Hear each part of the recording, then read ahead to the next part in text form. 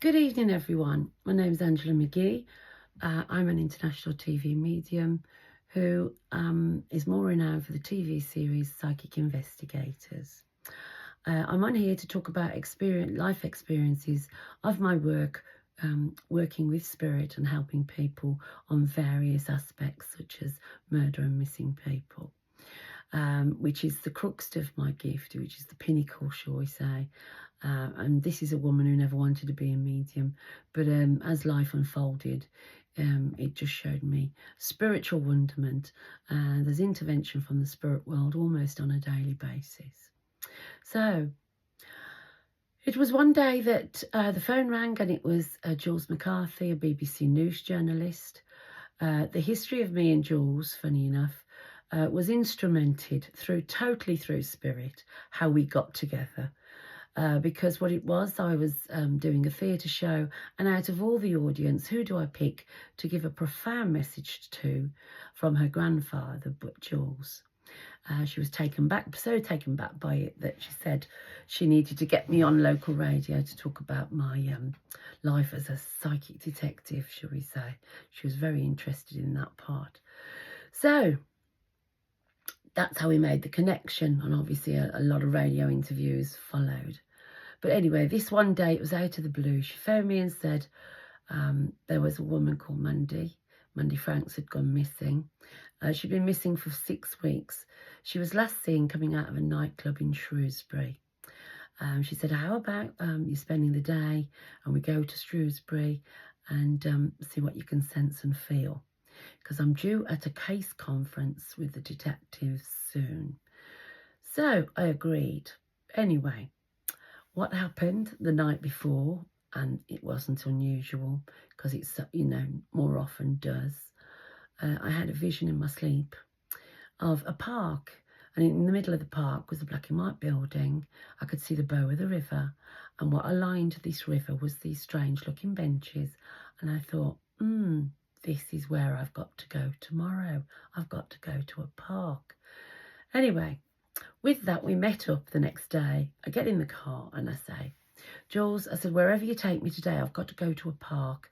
I said, there's a black and white building in the centre of a park. I said, and the river flows through it. I said, but it's edged by some strange looking benches. And she went, Shrewsbury's got several parks. So I went, oh, okay then, let's go. So anyway, we got Shrewsbury. We were going around the one-way system, and we passed a set of park gates. And then looking at the gates, I felt very drawn. I said, Jules, those gates, I said, they lead to a park. I said, that's the park I want to go to.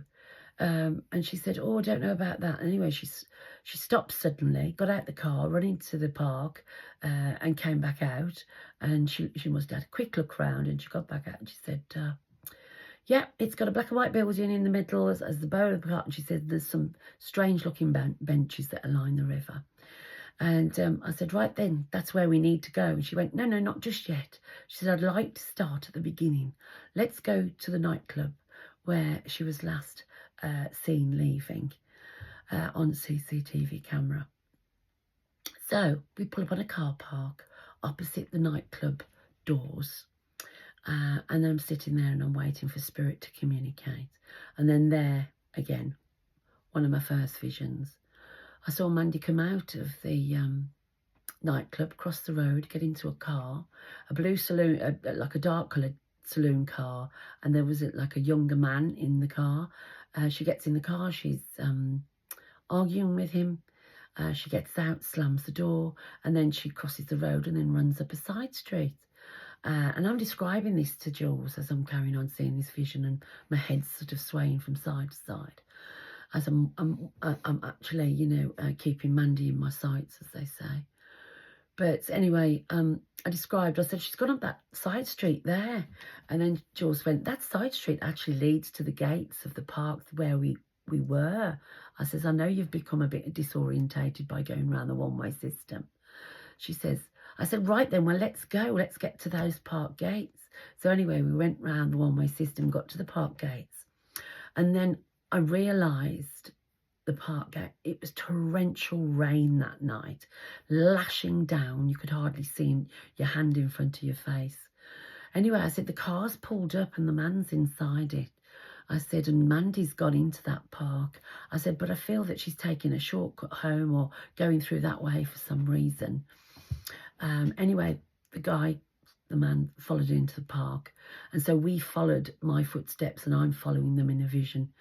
And I said, look, they're pushing and pulling one another, arguing and fighting, and arms are flying everywhere. I said, he's hit her. I says, but she's gone into the water. I said, because the river, I said, it's the edge of it's not there. I said, it was swollen that night. She's fell into the river and she's gone with the current. I says, but she has gone in that water. I kept insisting, she's in the water, Jules, she's in the water. And Jules said, oh, I don't think so. She says, because the frogmen have been and they've dragged quite a bit of this river for, you know, quite a length of it. She says, and nothing was found. And anyway, I said, she definitely entered the water here. She'd definitely gone into the river. So Jules is making notes. And then all of a sudden I have another vision. And I had a map this time. So it was a map, and it was the map of the river, and it was meandering for miles. And then it kind of made a small loop around a small town. And then all of a sudden I have another vision. But I said to Jules, this river loops around a small town, you know, quite some miles away. And she said, well, I know there's a town that just the river surrounds it. And she said, that's Bridge North. She said, but that's about 20 miles away. I said, that's where she is. It's Bridge North. She's 20 miles away, 20 odd miles away in Bridge North. And then I had another vision. And it was of a tall wall edging the water. And there was a church nearby with a tower with a blue dome on the top. I said, that's where her body is and that's where she'll be found. And Jules thought, oh, okay, then we'll sort that one out. And of course, I said, no. I says, things have got to unfold. I said, she will be found there. I says, but it won't be until I'm on holiday next week. Anyway, 6 days later, I'm on holiday and I get a text from the BBC saying, body found, Bridge North.